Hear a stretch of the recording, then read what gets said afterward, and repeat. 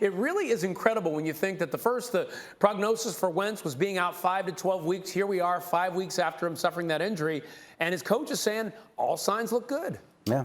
All signs look good, and we have reporters actually asking whether there's a chance he would even play in the Colts preseason finale Friday night. So if they're asking if he's going to play in the preseason finale on Friday night, what does that tell you about the chances that he'll be ready in 2+ weeks to open the season against the Seattle Seahawks? With the way he's looking and moving at practice, it's certainly moving in the right direction and trending towards Wentz being available to start that first game, which, again, a lot of people would have thought unthinkable once he had to have foot surgery 3 weeks ago. But he's made progress, and really the whole issue has been how he would bounce back from being at practice, moving around. Would his foot have any soreness? And so far, all signs are good, positive, encouraging, and that has to be very comforting and reassuring for the Indianapolis Colts. As well as for Carson Wentz. So, Dan Orlovsky, you've been watching tape on Carson Wentz for years. What do you need to see from him to know that he is ready and poised to have that success that he's had in years past?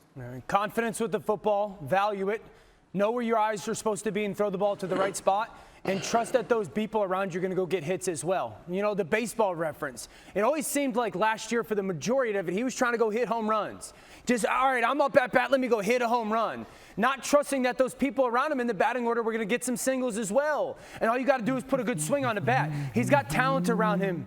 Ryan, there's a good football team in Indy. He does not have to have the thought process of, I got to go win the job, or I got to go be the early draft pick that I was, or be the MVP, or get rid of Nick Foles, or I got to go do everything myself. This is a good football team. This football team in Indy looks a lot like the football team did in 2017 in Philadelphia when he was the runaway MVP. Now, the expectations are high.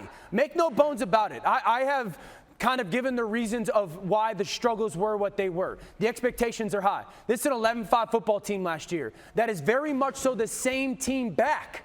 The same team back, but more talented. Jonathan Taylor's in his second year. Michael Pittman Jr. is in his second year. You got a dominant offensive line, a very good defense. The expectation is for Carson Wentz to win the division and win a playoff game. And that's what they should be. Okay, Chris.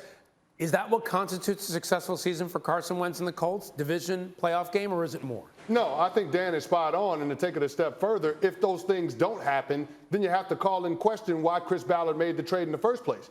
Because that's what it's ultimately about, being able to get this team to take the next step. And Dan mentioned it. You're talking about a team that had a top 10 defense and a top 10 offense from a year ago, and that was in a playoff game in Buffalo and gave the Bills all they wanted, a team that ended up being in the AFC Championship game. So Carson Wentz has to show up and he has to deliver. He's got a coaching staff around him that believes in him. They're going to implement the same schemes that he had in Philadelphia when he had a successful season in 2017. So for me, there are no excuses for Carson Wentz as to why he can't take this team to where they want to go. Lewis, how confident are you that Carson Wentz can show up and be the player that he was in his best seasons?